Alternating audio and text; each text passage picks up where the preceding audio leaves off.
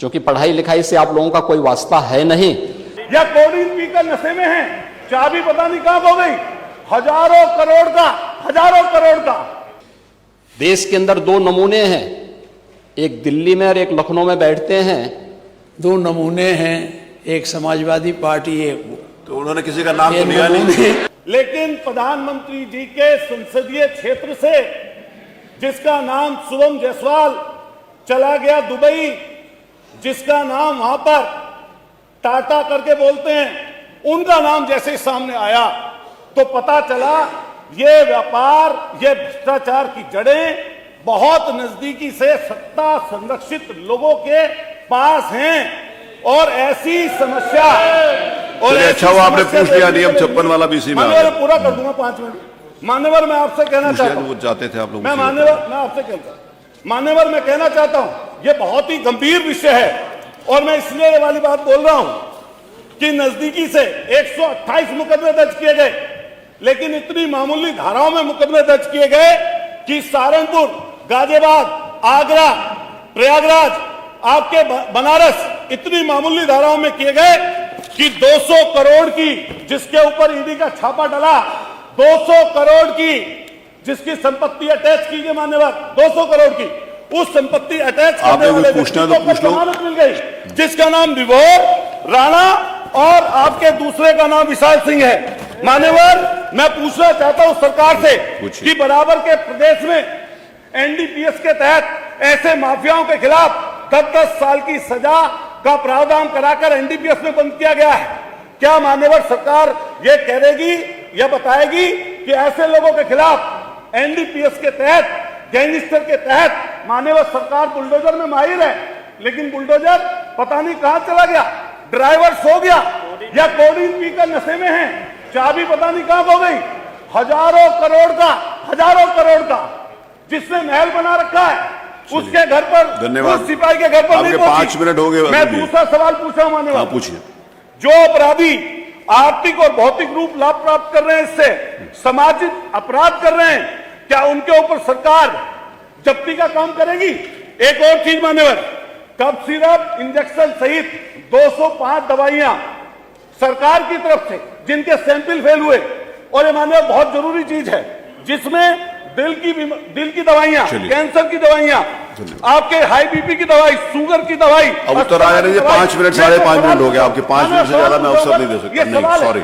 संक्रमण की दवाई, आई कांट डू दैट। पेट का सूजन, पेट के कीड़े, अमोनिया, 205 दवाई। आपका कोई प्रश्न हो तो कर लीजिए, भाषण हो तो खत्म कर लीजिए। जिनके सैंपल फेल होते हैं, अतुल प्रधान जी कोई प्रश्न हो तो कर लीजिए, भाषण हो तो नहीं। 6 मिनट में 5 मिनट से ज्यादा नहीं दे सकता मैं। आप पूछिए, आपने टाइम बताएगी क्या सबको अवसर मिल हुए हैं? ये आपकी प्रयोगशालाओं में जो आगरा में दवाई पकड़ी गई, मेरठ में दवाई पकड़ी गई, उनके सैंपल जब पहुंचते हैं प्रयोगशाला में, सैंपल बदलवाकर वो माफिया, इनका माइक बंद कर दिया, बदलवाकर माफिया वो बरी हो जाता।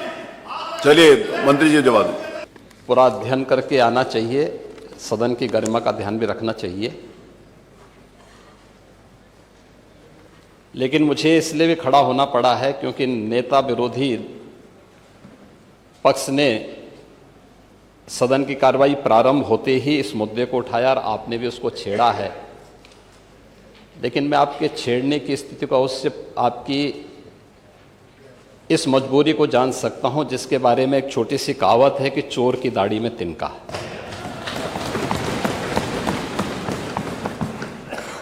प्रश्न है नकली दवाओं के सेवन से होने वाली मौतों के बारे में, जिसके बारे में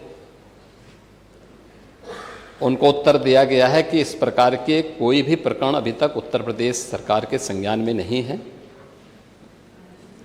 दूसरा, समय समय पर इस दिशा में खाद्य सुरक्षा और औषधि प्रशासन विभाग के द्वारा छापेमारी की कार्रवाई भी होती है। उत्तर प्रदेश के अंदर कोडिन कफ सिरप के मामले में, जिसको नेता विरोधी दल, मैं तो ये मानता था कि उम्र के चौथे पड़ाव पर व्यक्ति सच बोलने का आदि कम से कम इस उम्र में तो होगा ही, लेकिन इस उम्र में भी इस समाजवादी उनको झूठा बुलवा देते हैं। इस उम्र में तो कम से कम उसे झूठ मत बुलवाओ भाई। सच बोलने के उनको आदी होना चाहिए, और वो तो चेयर पे बैठ चुके हैं लंबे समय तक, स्पीकर के रूप में उन्होंने सदन को आगे बढ़ाया है। कोडिन कफ सिरप से उत्तर प्रदेश के अंदर कोई मौत नहीं हुई है। एक दूसरा, इस मामले में एनडीपीएस के अंतर्गत कार्रवाई होगी। ये उत्तर प्रदेश सरकार इस मामले को कोर्ट में जीती है, उत्तर प्रदेश ने इस मामले को लड़ा है। तीसरा, उत्तर प्रदेश में इसका जो सबसे बड़ा होलसेलर, जो बड़े होलसेलर हैं, जिसको सबसे पहले एसटीएफ ने पकड़ा था 2016 में, उसको लाइसेंस समाजवादी पार्टी ने जारी किया था। जो फोटो रिलीज हो रही है, देश के अंदर दो नमूने हैं, एक दिल्ली में और एक लखनऊ में बैठते हैं। जब देश में कोई चर्चा होती है तो तुरंत वह देश छोड़ करके भाग जाते हैं, और मुझे लगता है कि यही आपके बबुआ के साथ भी हो रहा होगा। वह भी देश से फिर जाएंगे इंग्लैंड की सैर सपाटे में, और आप लोग यहां चिल्लाते रहेंगे। महोदय, कोडिन कफ सिरप का मुद्दा जो इन्होंने उठाया है, मुद्दा था नकली दवाओं के सेवन के कारण होने वाली मौतों का, और उसके बारे में हमने पहले ही बताया है कि नकली दवा के कारण होने वाले मौत के प्रकरण की कोई भी बात अभी तक शासन के संज्ञान में नहीं आई है, और समय समय पर एफएसडीए विभाग इसको लेकर के छापेमारी करती है, कार्रवाई करती है। कंपनियों में भी इस प्रकार की कार्रवाई होती है। यूपी के अंदर कोडिन कफ सिरप, इसके केवल स्टॉकिस्ट हैं, होलसेलर है, इसका यहां पे प्रोडक्शन नहीं होता है। ये मध्य प्रदेश में, हिमाचल में और अन्य राज्यों में होता है, और जो मौत के प्रकरण सामने आए हैं, वे मौत के प्रकरण अन्य राज्यों में आए हैं। जिन राज्यों में आए हैं, वह जो भी प्रकरण सामने आए हैं, यह तमिलनाडु में बने हुए एक सिरप के कारण सामने आई है। ये पूरा प्रकरण इलीगल, यानी इसमें एडिटेशन का भी नहीं है, यह इलीगल डाइवर्जन का है।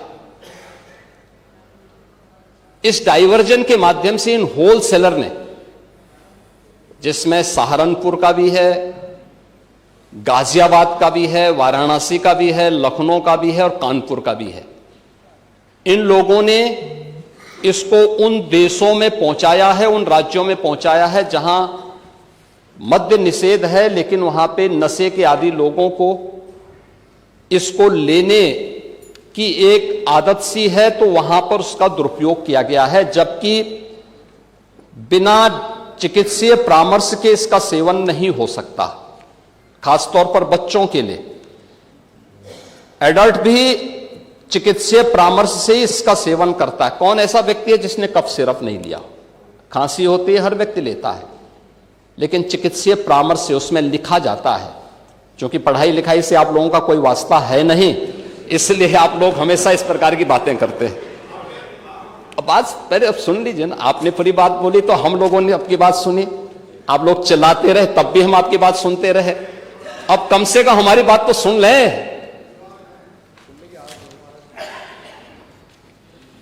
ये कार्रवाई सरकार ने की है, और सरकार ने इसके लिए 79 अभियोग अब तक दर्ज किए हैं।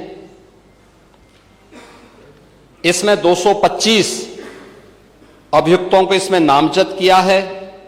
78 अभियुक्त अब तक गिरफ्तार हुए हैं। 134 फर्म पर एक छापेमारी की कार्रवाई हुई है, और इसमें अब तक जिन क्षेत्रों में ये आई हुई, अलग अलग राज्यों से जुड़े हुए यह सभी केंद्र हैं। और मुझे लगता है अगर आप इसकी गहराई में जाएंगे तो घूम फिर करके वही मामला है कि वो कहीं ना कहीं कोई ना कोई समाजवादी पार्टी से जुड़ा हुआ नेता या उनसे जुड़ा हुआ कोई ना कोई व्यक्ति उसकी चपेट में आता है। और इलीगल ट्रांजैक्शन भी जो हुआ है वो अभी आपकी लोहिया बहाने के एक पदाधिकारी के अकाउंट के माध्यम से हुआ है। एसटीएफ इसकी जांच कर रही है। इस पूरे मामले में हाईकोर्ट से उस पूरे मामले को एनडीपीएस के अंतर्गत इस मामले में मुकदमा चलना चाहिए। ये उत्तर प्रदेश सरकार ने इस लड़ाई को लड़ा है और उसको जीता है, और इस मामले में कोई भी अपराधी छूटने नहीं पाएगा।